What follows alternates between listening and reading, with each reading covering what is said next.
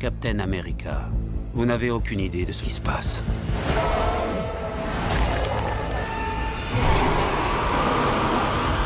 C'est moi que tu veux? Alors viens me chercher!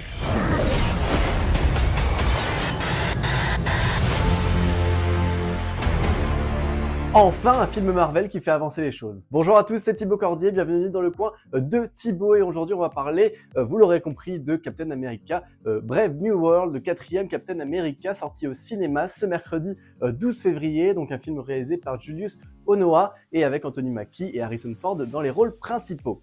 Mais avant toute chose les amis, n'oubliez pas de vous abonner à la chaîne Le Coin de Thibaut, à mettre un petit pouce sous la vidéo et puis un petit commentaire aussi pour conseiller ou pas le film à d'autres abonnés de la chaîne. Et puis sinon, on est parti pour la critique. Alors déjà, de quoi ça parle ce Captain America? Eh bien alors que Sam Wilson campe désormais le rôle de Captain America et qu'il tente de faire au mieux pour rentrer dans le costume laissé par Steve Rogers à la fin de Endgame, eh bien son mentor, un Captain America oublié qui avait fait notamment la guerre de Corée, tire sur le président des États-Unis qui est Thaddeus Ross, qui est joué donc par Harrison Ford. Donc Sam Wilson va mener l'enquête pour comprendre pourquoi son mentor de toujours a voulu assassiner le président. Qui est derrière tout ça? Eh bien c'est tout l'enjeu de ce film. Alors qu'est-ce que ça vaut ce Captain America numéro 4 avec Anthony Mackie qui campe désormais le rôle de Captain America? Eh bien franchement j'ai été surpris moi-même, mais franchement ça fonctionne de ouf putain. Ce film franchement il est généreux, il fait du bien et pourtant je vous assure que c'était mal parti puisqu'au début on a beaucoup d'expositions, il y a des trucs qui marchent pas complètement et tout, donc j'étais vraiment parti pour faire une critique assez négative et petit à petit le film m'a pris par la main et d'ailleurs j'ai l'impression que c'est un peu le but de ce film, que Marvel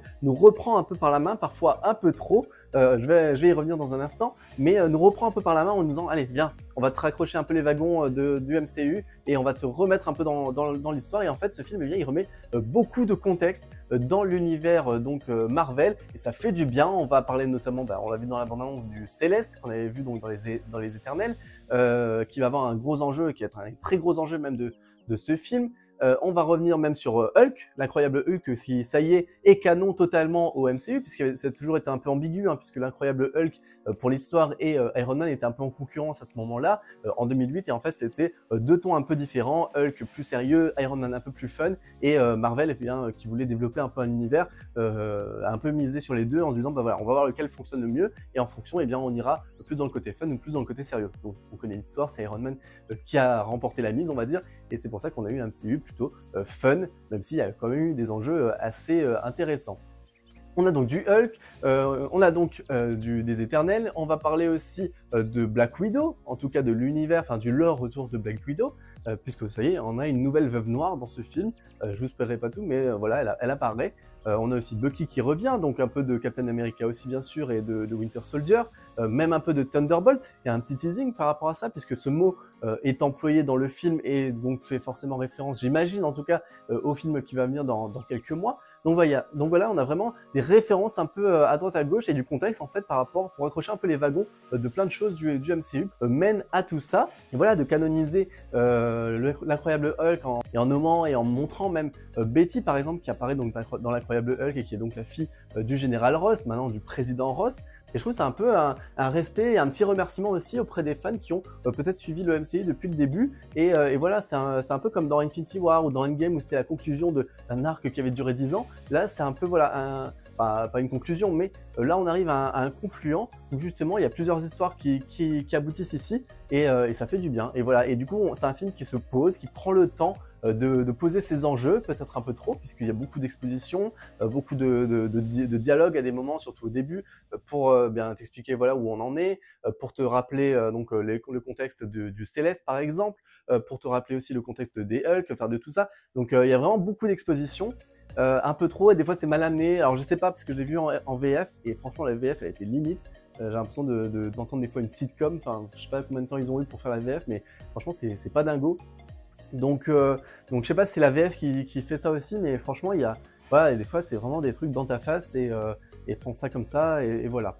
Petit regret aussi, mais c'est parce que je pense que j'ai pas vu Falcon, la série Falcon et le Winter Soldier sur Disney+, mais en fait, il y a un personnage, donc Isaiah, qui apparaît, et en fait, on te le montre dans le film, c'est dès le début, et on le voit un peu dans la bande-annonce, c'est lui qui est en tenue de prisonnier orange, et en fait, quand on te le montre, c'est fait d'une façon où t'es censé le connaître et avoir de l'émotion, de l'attachement à lui, au tout début du film, je parle, Et en fait, t'es là, c'est pour ça que je disais que ça partait mal, c'est que il y a plusieurs moments comme ça où au début, j'étais complètement sorti du film parce que j'ai l'impression de pas faire partie finalement de la bande qui a suivi Captain America, en tout cas les dernières années. Et du coup, lui, c'est un personnage en plus qui a l'air d'avoir une backstory hyper intéressante. Alors je sais pas, j'en ai jamais entendu parler, même dans les reviews de la série et tout. Mais donc lui, franchement, ça remet. S'il n'y a pas une série qui en parle sur son histoire, il faut en faire une. C'est un Captain America, enfin un super soldat qui a fait la guerre de Corée, qu'on a ensuite enfermé pendant des années pour faire des expériences et tout. C'est vraiment, il l'appelle comme ça le Captain America oublié. En plus, bon, déjà, il est noir, donc tu vois, il y a des symboliques comme ça qui sont fortes. À un moment, même, il court parce qu'il s'enfuit d'un truc. Bah voilà, parce qu'il tire sur le président, clairement, donc il s'enfuit.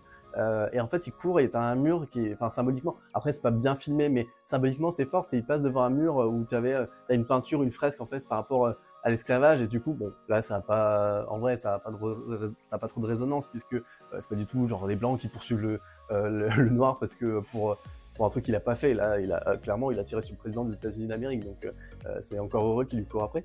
Mais je sais pas, tu vois, par rapport à son histoire et tout ça, il y a des trucs comme ça symboliques qui résonnent et c'est plutôt pas mal fait. Harrison Ford, franchement, il joue super bien dans ce film. À la fin, franchement, j'avais les larmes aux yeux. J'étais ému par rapport à son arc, à son histoire. Je trouve que c'est le personnage vraiment qui a été le mieux écrit de ce film, parce que voilà, c'est encore une fois, c'est un peu comme Thanos. En fait, vous voyez, c'est ces méchants qui ont, alors. En plus, on te le montre un peu au début, enfin, on te fait croire que ça va être lui le méchant, mais en fait, non, il est manipulé par des marionnettes, c'est une marionnette parmi tant d'autres. Mais du coup, on te fait croire que c'est méchant. Mais justement, en plus, il y a une backstory, enfin, pas une backstory, mais en fait, on te raconte finalement ce qui s'est passé entre le Hulk et maintenant, et sa relation avec sa fille, donc Betty. Et elle est dure parce que du coup, oui, il a fait des bêtises, en tout cas, c'est présenté comme ça. Le monde trouve qu'il a fait des bêtises par rapport à Hulk. Après, t'as envie de te dire, bon, si t'avais un monstre vert de 3 mètres qui déboule à New York ou à Harlem, parce que c'est avec la mobilisation, ça se passe à Harlem, bon, là, je suppose qu'il y aurait un général et l'armée pour envoyer des missiles et des trucs comme ça, donc ça me semble pas fou ce qu'il a fait. C'est aussi de la défense nationale. Mais bon, bref. Donc là, on considère qu'il a fait des conneries et tout. Et donc sa fille ne lui parle plus depuis à peu près 10-15 ans. Et mais bon, je vous raconte pas tout, je vais pas vous spoiler, on spoilera ce soir dans le live sur ce film. Mais voilà, c'est beau ce qui se passe, il y a une belle conclusion, et franchement, quand ça arrive, t'es un peu touché, et puis voilà, finalement c'est une histoire de père avec sa fille, et de rédemption. Il a quand même tout un parcours de rédemption, et puis finalement, on va voir sa partie, ouais, la partie en rage aussi de ce personnage. Donc non, je trouve que c'est vraiment un personnage très bien écrit. Pareil pour Sam Wilson. Alors au début, j'avais un peu peur que, vous voyez, parce qu'en fait, 15 000 fois on répète Captain America. Il se fait pas appeler Sam Wilson ou Sam, ou comme pouvait l'être Steve Rogers ou Steve machin. Je crois qu'on n'a jamais autant prononcé le nom Captain America que dans ce film. Et j'ai l'impression que dès le début, en fait, c'est pour toi, spectateur, qui a pas forcément tout suivi, c'est pour que t'aies capté. C'est pour que bien t'aies capté que oui, c'est lui le Captain America, c'est personne d'autre, c'est lui maintenant le nouveau Captain. Et donc du coup, au début, tout le monde l'appelle. Mais tu sais, c'est même pas « et bonjour », c'est juste « et bonjour Captain America, et Captain America, et Captain America ». Et t'es là, mais c'est bon, on a compris. Enfin, vous pouvez faire une fois, 2 fois, on a compris. Les méchants, ils ont compris. Enfin voilà. Et donc les méchants lui rappellent que c'est pas Captain America et que machin, ou que c'est pas le bon, ou qu'il est pas assez bien. Après, il y a un peu un jeu par rapport à ça, on s'y attendait, hein, qui est ce contraste. Oui, est-ce que je suis aussi bien, assez fort que Steve Rogers? Parce que lui, c'est ça qui est intéressant en fait dans ce Captain America, c'est que lui n'a pas le sérum du super soldat.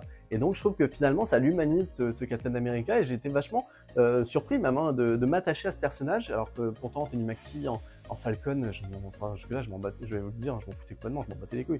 Mais là, je trouve que voilà, il a endossé le costume. En plus, il est producteur exécutif du film, donc je pense que ça a joué aussi. Mais tu vois que là, ça y est, et des fois un peu too much, parce que des fois, il roule un peu des mécaniques en mode ouais, je suis le plus beau gosse, c'est moi Captain America, tu vois. Surtout quand il est en civil, en fait, il en joue beaucoup de ce truc-là. Pourtant, il est pas hyper baraqué non plus, il est fit et bien foutu, mais voilà. Et mais finalement, il a aussi un arc.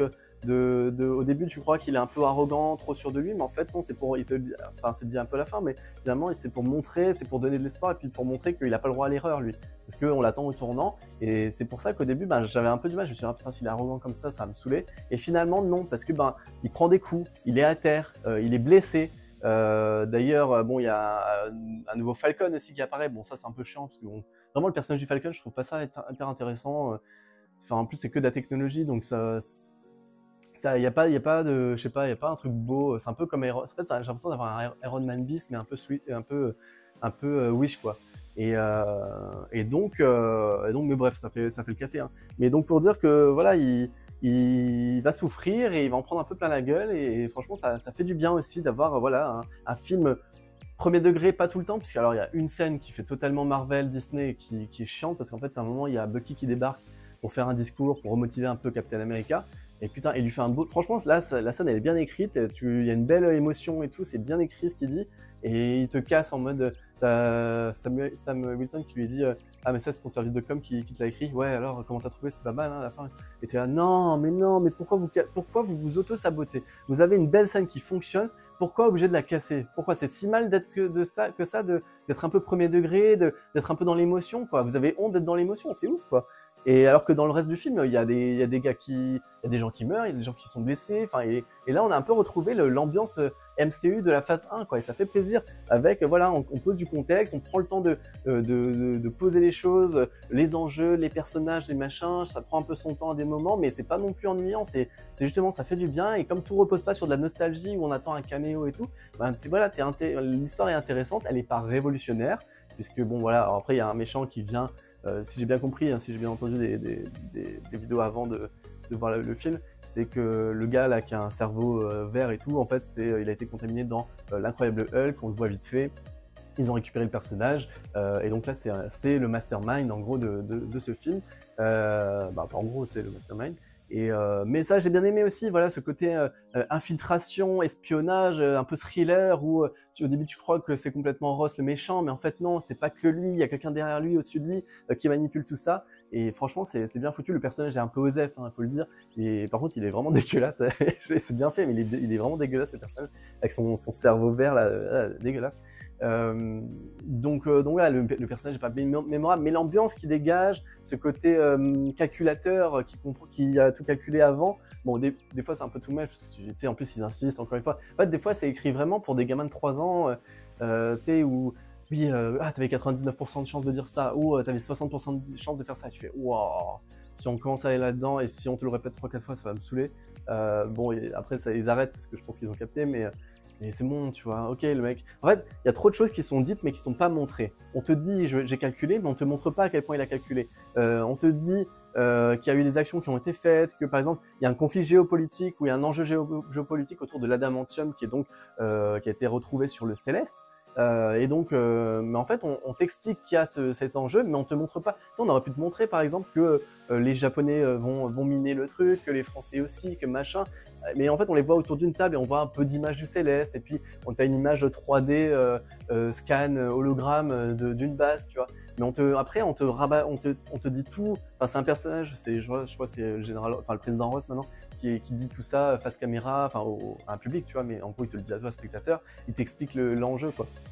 Et c'est dommage, je trouve qu'il y a plein de choses que tu as envie qu'on te montre et pas qu'on te dise. Donc voilà. Et puis franchement le combat final, il est vraiment stylé. Enfin ça envoie. En tout cas la première partie à la Maison Blanche, franchement elle est super stylée. Ça envoie là. Enfin voilà, on retrouve vraiment cette ambiance Captain America. Alors même pas de Civil War, parce que Civil War ça faisait un peu un Avengers bis, Avengers 2.15 par exemple.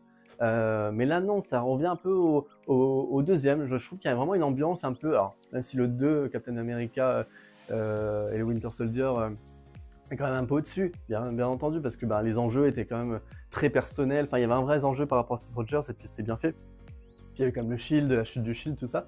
Mais je trouve que là, vraiment, on a des personnages humains, qu'on assume d'être humains. Voilà, Steve Rogers, enfin, Sam Wilson, il est humain, et justement, c'est ce qui fait sa force quelque part, et sa faiblesse, parce que bon, face à un Hulk rouge, tu vois, à la base, il fait pas le malin, et d'ailleurs, il fait pas le malin, il en prend pas la gueule. Bon, la résolution, on peut trouver ça facile, et en même temps, vu comme c'est bien écrit par rapport au personnage de Ross, je trouve que ça passe. C'est un peu, facile, bien sûr, pour Captain America. Mais, alors, franchement, jusqu'au bout, j'ai espéré... Alors là, c'est vraiment full spoil. Désolé. Donc, à partir de là, si vous aviez des espoirs et tout, arrêtez là. Vraiment 2 secondes. J'avais vraiment un espoir qui est quand même le Hulk qui débarque à la toute fin, même juste pour mettre le dernier coup de patate à Hulk rouge, parce que Sam Wilson, franchement, il est en galère. Et je me suis dit, vu qu'ils ont été assez généreux dans le contexte, dans les personnages, dans tout ça, je me suis dit peut-être qu'ils vont, allez, c'est peut-être le petit clin d'œil un peu nostalgie ou un peu, tu sais, truc Marvel, quoi. Et ils y sont pas allés, c'est dommage. Bon, après, peut-être en effet spéciaux, ça coûtait trop cher. Mais je sais pas, je trouve que ça aurait eu du sens qu'il arrive là, tu sais, qu'il ait vu à la télé le Hulk rouge et qu'il vienne au moins intervenir pour aider Sam Wilson. Parce que là, il y a encore un peu ce côté, comme il y avait un moment dans le MCU, en fait, t'as l'impression que chaque personnage est vraiment seul dans son monde. Et où sont le reste des Avengers, tu vois, où est... Bon, ok, Hulk, c'est plus vraiment le même Hulk, mais quand même, il aurait pu venir intervenir, ou She-Hulk, tu vois, je sais pas, un truc comme ça, quitte à ce qu'elle soit dans le MCU, autant qu'elle soit intéressante. Donc voilà, mais ça va peut-être la petite déception, mais sinon, ça va très bien. Juste un mot aussi, par contre, si, sur la nouvelle Black Widow, enfin, j'ai l'impression que c'est comme ça qu'on y va, c'est ridicule.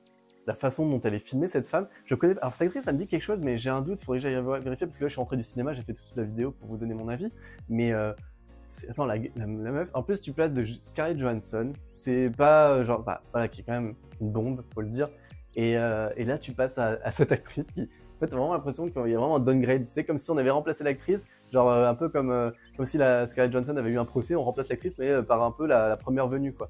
Et physiquement, bon, on perd un peu en qualité, je suis désolé. L'actrice, elle fait le taf, tu vois, mais elle est pas non plus incroyable. Et non, mais surtout, en fait, sa taille, déjà, elle apparaît, mais ils en jouent, en plus, de la façon dont ils filment, j'ai l'impression qu'ils en jouent, mais je comprends pas pourquoi ils en jouent. Parce que ça a pas d'intérêt, ça rabaisse, en fait, pas ses capacités, mais son aura, son charisme, sa légitimité presque, même en combat et tout ça. Et en fait, c'est la chef de sécurité du président Ross. Et la première fois qu'elle débarque, vraiment, elle est filmée. Bah, tu vois, en fait, elle est filmée genre en dessous même des bras je crois, de Sam Wilson. Donc tu vois que déjà, elle est plus basse que les autres. Et en fait, elle fait vraiment 1m30, la meuf. Je suis désolé, vraiment, je me suis retenu de rire tout le film pour ça. Mais en fait, la meuf, elle fait 1m30. Et bon, après, elle tabasse des gars et tout, il n'y a pas de souci. Mais chaque fois qu'elle est filmée, à un moment, il y a une scène où ils sont trois. Je crois qu'il y a le Falcon, Captain America et donc Black Widow, même si c'est pas cité comme ça, mais qui débarquent dans une salle. Donc ils sont tous les trois en train d'avancer, machin. Et en fait, la caméra est vraiment à hauteur des deux autres. Et du coup, ce qui fait que elle est vraiment bord cadre bas, quoi. Donc t'as sa tête un peu comme ça. Et donc elle marche comme ça. Et tu sais, t'as vraiment l'impression qu'elle est naine, quoi, alors qu'elle doit faire, je sais pas, je pense 1m50, un truc comme ça. Mais même la façon dont c'est filmé, elle fait vraiment naine, quoi. Et tu te dis, mais qu'est-ce qu'elle fout là? Il y avait de la lumière, elle est rentrée, et elle, c'est la nouvelle Black Widow, quoi. Et en plus, enfin, ça, je pense, je sais pas si c'est la VF ou quoi, mais le fait qu'elle soit la nouvelle Black Widow, c'est dit bizarrement, en fait. C'est, à un moment, bon, elle, en fait, elle fait une enquête en parallèle de Captain America dès le début. Et en plus, tu te dis un peu pourquoi. En fait, Captain America, il y va au début un peu par ego, tu vois. Il veut mener l'enquête parce que c'est son pote ou son mentor qui a accusé. Mais en soi, tu te dis, bah oui, mais les services secrets, enfin, à ce moment-là, tu te dis pas que tout le monde est méchant. Mais donc, tu te dis, bah, en même temps, c'est les services secrets américains, tu vois, ils l'ont emprisonné. Bah, le mec a tiré sur le président, donc c'est normal qu'il l'emprisonne et qu'il fasse une enquête, tu vois. Ils disent pas, ils vont lui faire la peine de mort maintenant, tu vois. Ils disent, on va mener l'enquête. Mais non, Sam Wilson, il veut enquêter de son côté, tu vois. Et même le président Ross, il lui dit, mais vous êtes Captain America, qu'est-ce que ça va faire en tant qu'image, le fait que vous faisiez votre enquête de votre côté sur un terroriste et tout. Bah, c'est vrai que c'est bizarre, tu vois. Enfin, et là, donc lui, il part par ego. Bon, voilà. Elle fait son enquête en parallèle et en final, ils tombent tous les deux sur les mêmes réponses au final. Donc tu dis, ils auraient pu bosser ensemble. Enfin, ça, c'est un peu con, quoi. Et donc, à un moment, ils sont dans une base secrète, enfin, voilà, un truc d'espionnage, et elle débarque. Donc elle défonce tout le monde. Et en fait, c'est surtout que t'as le Falcon qui trouve des infos sur elle sur un ordinateur et qui fait oui, elle a été formée en Israël. Et puis, alors je sais plus comment ils appellent ça, le truc rouge là. Et je pense que ça va être dans Black Widow. Et donc c'est une veuve, c'est une ancienne veuve. Et tu sais, t'es là, mais en plus au début j'avais pas bien compris le mot. Et puis je me dis mais attends, une ancienne veuve. Et j'ai pas fait parce que pour moi c'est Black Widow, c'est pas la veuve noire. Enfin tu vois, j'ai pas l'habitude de l'appeler en français, quoi. Et du coup, et c'est répété une autre fois après. C'est la deuxième ou troisième fois qu'il le répète. Je fais ah putain, mais Black Widow, quoi, la veuve noire, quoi. Et en fait, c'est surtout comme elle était habillée, parce qu'en fait, elle est habillée avec une veste en cuir, puis un peu de bleu autour du poignet, comme la première, les premiers costumes de Black Widow, quoi. Et j'étais ah putain, mais oui. Et en fait, l'actrice, c'est vrai qu'elle ressemble un petit peu à Black Widow. Enfin, physiquement, il y a un petit truc de Scarlett Johansson. Elle est pas aussi belle et pas aussi grande. Enfin, je sais pas, il y a plein de choses qui diffèrent. Mais tu vois que c'est un peu le même style de meuf, quand même, quelque part. Et donc, j'étais là, ah, ok, donc c'est la nouvelle Black Widow. Et donc, dans le même film, t'as Falcon, le nouveau Falcon, la nouvelle Black Widow, le nouveau Captain America, t'as Bucky.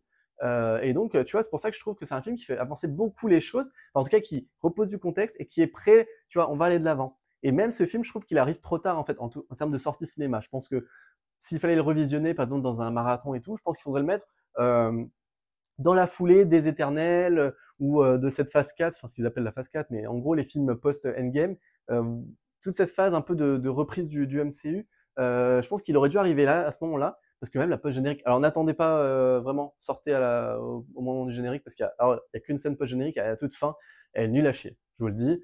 Je vais même la spoiler là, en fait c'est juste Sam Wilson qui retrouve le méchant, là, le genius, le mastermind là, du film, et qui dit alors vous avez perdu votre pari, machin. Il fait non, t'inquiète pas, ça va venir. Vous pensez que vous êtes, vous les super-héros, vous pensez que vous êtes uniques et tout dans ce monde, mais vous allez voir quand les autres vont venir, un truc comme ça, tu vois. En gros, ça te spoil, enfin ça te tease Doomsday, Secret Wars, tout ça. Mais sauf que tu sais, le truc multiversel, ça fait déjà 15 films qu'on en parle.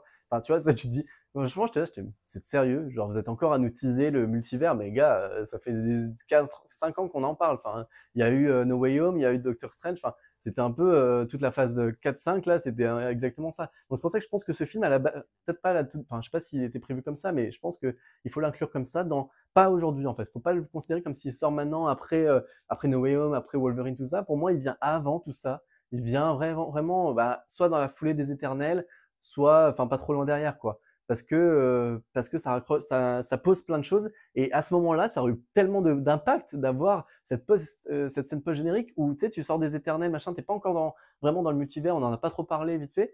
Enfin, même pas du tout, en fait, avant No Way Home, tout ça. Et genre là, t'as le personnage qui te parle de ça, tu fais, ah putain, ça veut dire quoi, des mondes? Est-ce qu'il parle de plusieurs mondes et tout? Et tu te dis, putain, de quoi il parle? Et là, ça aurait été tellement stylé.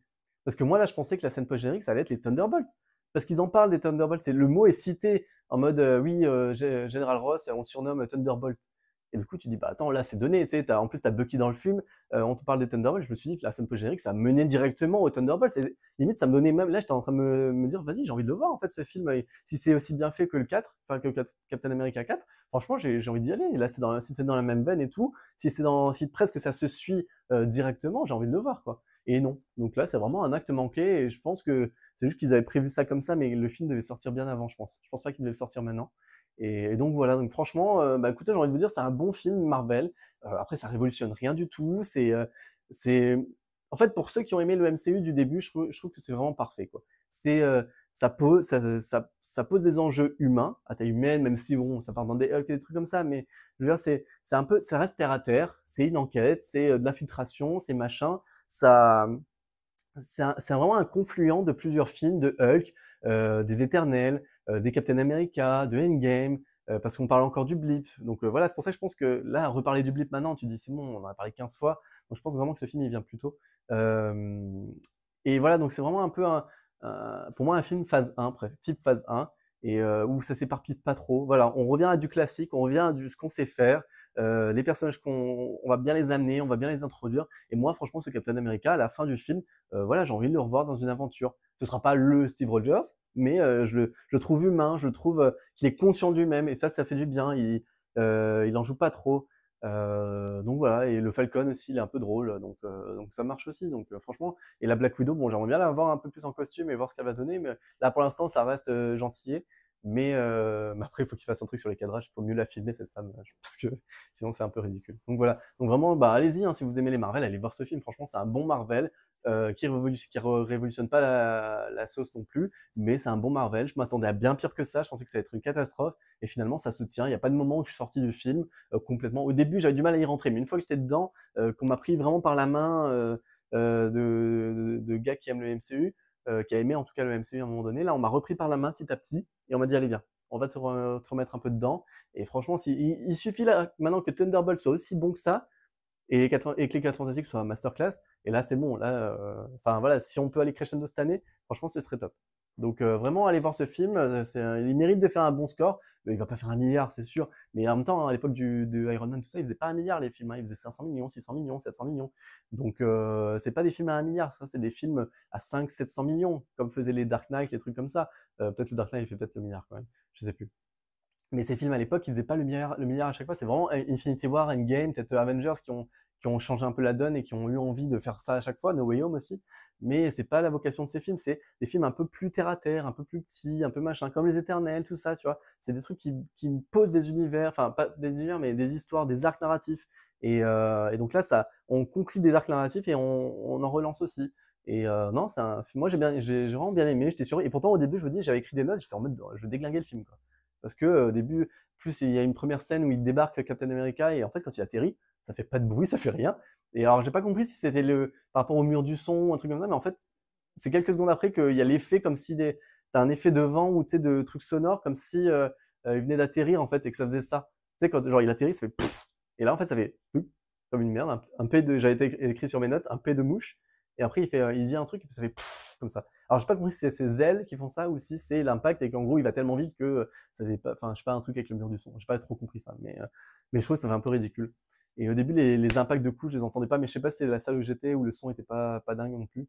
Mais voilà. Donc bah écoutez, allez-y, allez voir ce film Captain America 4 et puis on se retrouve ce soir en live sur la chaîne avec le youtubeur 5F aussi, on sera en direct donc pour débriefer tous les deux avec sans spoil et avec spoiler. Donc il y aura les deux, vous pouvez venir si vous voulez pas être spoilé, venez quand même et comme ça on pourra en discuter et tout et puis un peu pour théoriser sur la suite du MCU et puis sur les films qu'on veut voir aussi en 2025. Donc voilà, vraiment venez le plus possible, partagez un peu avec vos copains comme ça on peut faire un super live un peu sympa. Plus on sera, plus ça partagera, plus ça commentera et ça parlera dans le chat, plus ce sera sympathique aussi, donc d'échanger sur ce petit. Est-ce que c'est le retour du MCU? On dit ça à chaque film presque, ou chaque série. Là, on est dans la bonne direction. Là, j'ai l'impression que Marvel nous dit, allez, on se repose, enfin, on vous reprend un peu par la main, ok, c'est bon, on a compris nos erreurs, et là, on y retourne tranquillement, on va faire les choses bien. Et bah écoutez, pour moi, je suis convaincu. C'est pas une masterclass, il y a des défauts hein, de mise en scène.